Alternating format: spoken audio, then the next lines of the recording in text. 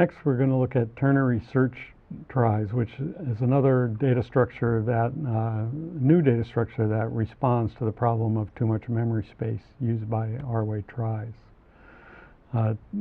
This is a very easy to describe and implement data structure, and it came out of the same paper that John Bentley and I wrote in the 1990s when we developed the three-way ternary quicksort. The idea is now we're going to actually store characters in nodes and values, but we're not going to store whole keys in there, just characters.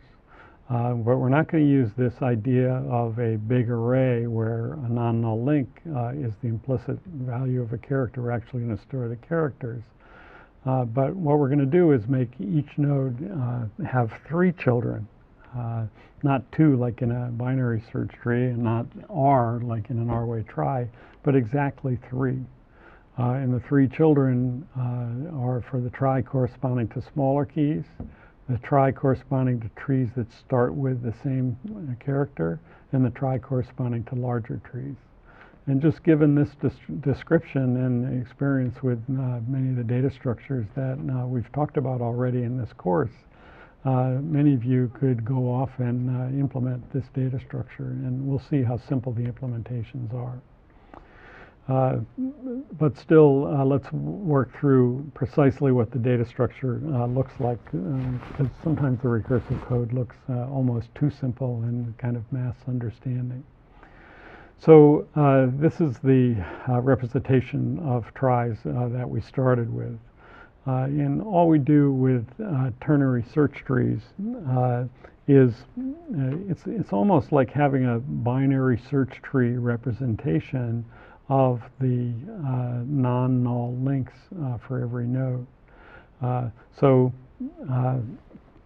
In this case, we're going to have an S at the root, and that depends on the order in which the keys are inserted. And the key idea is the middle link coming off the root node is a link to the TST that have all the keys that start with S, with the S stripped off.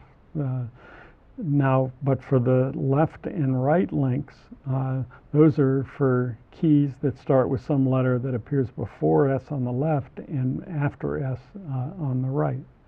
And then, say on the left, the node for B is, if you go down this link, it's all the keys that start with B. Otherwise, the B is just to divide the ones that are less from the one that are bigger, and so forth.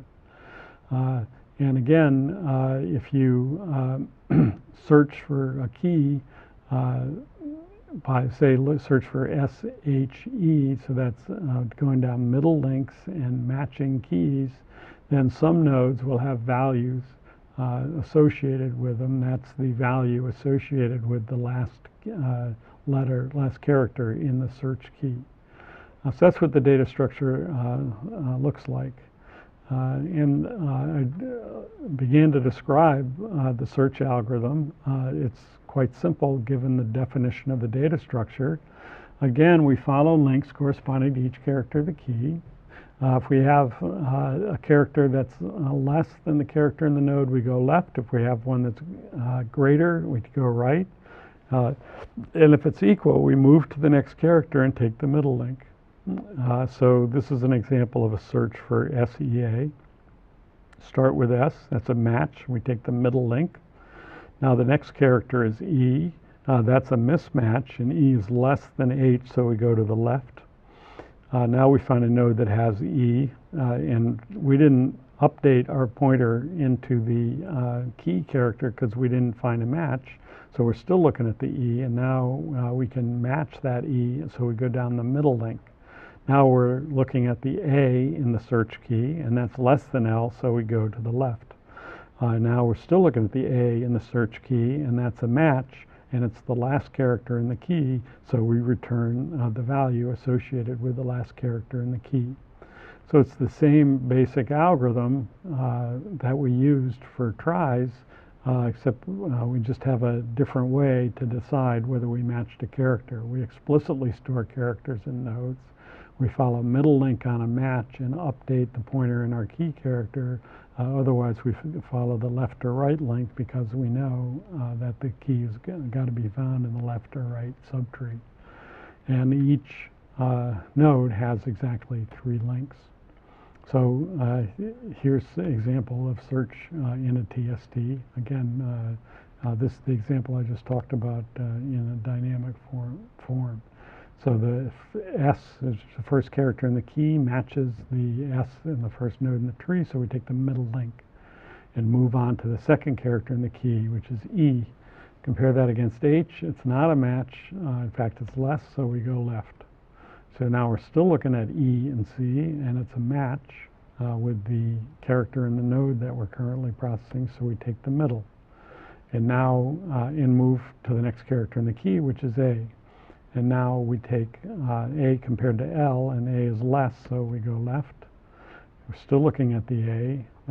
Didn't update it because it's not a match, and now it is a match, and it's the last character in the key, so we look at the value, and that's the value we return. What about unsuccessful search? Well, let's see how that works. So for shelter, it starts with an S, so we take the middle link. Second, and move to the second character. Second character is an H, and that's a match, so we take the middle link and move to the next character. Third character is an E, and third character, and that's also a match, so again we take the middle link and move to the next character. Fourth character is an L, that's also a match, so again we take the middle link and move to the next character. Now the next character is a T, which is not a match, so we want to move to the right, but moving to the right takes us to a null link, so that means that shelter is not in the TST, and so we return null. Again, at every step, what we do is completely well defined, and any search for a key that's in the TST is going to return the associated value. Any search for any other key is either going to go out on a null link or end on a node that involves a mismatch. So with that basic idea, let's take a more detailed look in a demo of how the tree gets constructed. And following through this demo will give you a pretty good feeling for how these trees are constructed. So we're going to associate the value 0 with the string SHE. Again, every time we move to a new letter, we have to create a new node until we get to the end of the key, and in which case we associate the value with the node that contains the last character in the key. So that's the starting point. Key is a sequence of characters down middle links that goes to from the root to some node, and the value is in the node that corresponds to the last character. How do we put a new one in this tree? In this ternary search try, first character is S, so we go down the middle. Next character is not a match, we go to the left, and it's a null link, but we have a node that we want to put there. That's the one corresponding to the second letter in cells. So we do that, and then we make nodes with middle links going until we get to the last character in cells, and we associate that with the value 1. So what about SEA? Let's see how that one works. First character is S, so we take the middle link. Second character is E, which is less than H and not a match. So we move to the left and continue looking for the E. Now at this node we find the E, so we take a middle link and move to the next node, next character, which is A. A is less than L, it's not a match, so we go to the left, that's a null link, and that's where we put our A, and we associate it with the value 2. Okay, here's shells, so we have a match at S, go to the middle link and go to the next letter, mass at H, middle link, next letter. and then we go down and add the 3 nodes corresponding to the last 3 letters, and put a 3 at the node corresponding to the last letter. Okay, now by, we look at s, not a match, it's less, so we're going to go to the left, that's a null link, that's where we put our first character, and then we go down a middle link to add the node for the last character, and then associate the value 4 there. And then D is a similar thing on the right, a new node for the T, and then H and E, and that gets associated with the value 5. SEA, again, it's associative, so we do the search. So S is a match, so go down the middle link and move to the next letter. E is less than H, so we go to the left and keep looking for E. Now we find E is a match, so we get down the middle link and move to the next letter. And that's A, which is less than L, so we go to the left to look for A, and there we find it. We're building an associative symbol table, so we update and overwrite the old value with the new value 6. SHORE, we match the S, match the H. Now we're on O. That does not match E, so we go to the right and keep looking for O. We don't find it, so we create a new node for O, R, and E, and then put the value 7 in the value associated with the last character in that key. So that's construction of a ternary search tree containing 8 keys. So let's take a look at a slightly bigger ternary search tree. So here's our example with 3-letter words. Now for that example, we didn't show all the null links, but there's lots of null links, 26 null links in each leaf for this 26-way try. And there's other null links higher in the tree, and actually counting up, there's over 1,000 null links in this tiny 26-way try. But in a TST, it's got about the same number of nodes. It's actually got more nodes because it's got one for each character, and the other ones correspond to links, but not that many more nodes. But the key thing is it has many fewer null links because there's only 3 links per node. And this effect is obviously going to be much more dramatic when R is much bigger, like a 256-way try, or even a Unicode 65,000-way try. That's the key benefit of TSTs, that they're much more space efficient than R-way tries for large R. So let's take a look at the implementation in Java, and then we'll look at the code, and then we'll talk some more about performance. Well, the representation in Java is very straightforward. As I said, many of you could code this up just from the description. What does a node have to have? It's got to have a value, it's got to have a character, and it's got to have references to left, middle, and right TSTs. And that's what it's built from. So whereas the standard try representation has an array of links with characters implicit, a TST has explicit characters with only 3 links per node. So that's the TST representation, and then given the representation, the code follows almost immediately. With our standard setup, if we're supposed to, we call a recursive routine, giving the root as first argument, and give the tree returned, and give a reference that back to the root. So our recursive routine takes a node and returns a node. And for most of the time it doesn't do much, but when a new node is created, this this code is effective because any link we go down will replace with the link that we got back, our standard setup.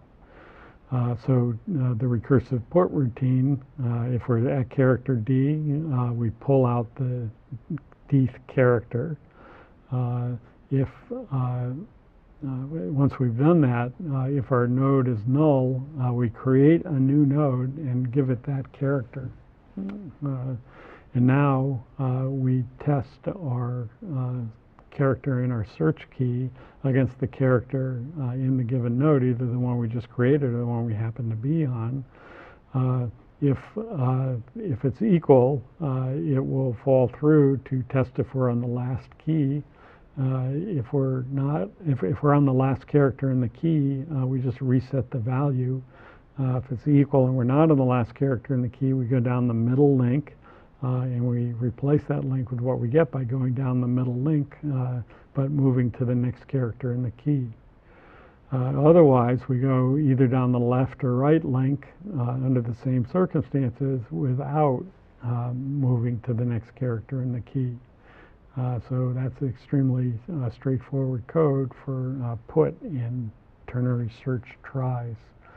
And again, get is even simpler. It's a similar setup that we've used several times before. Use a recursive routine that returns a node, and we pull our value out of that node. We don't have to cast in this case because we don't have any arrays, and our node just has the value type in it. And if we get a null node back, we return null that it's not there. The recursive routine will pull out the character. If it's less than our search, if our search character is less, we go to the left. If it's greater, we go to the right. And if it's equal, and we're not at the end of the key, we go down to the middle and move to the end of the key. If it's equal and we are at the end of the key, we return the node, and either that node is going to contain a value or it's not, but that's what we return.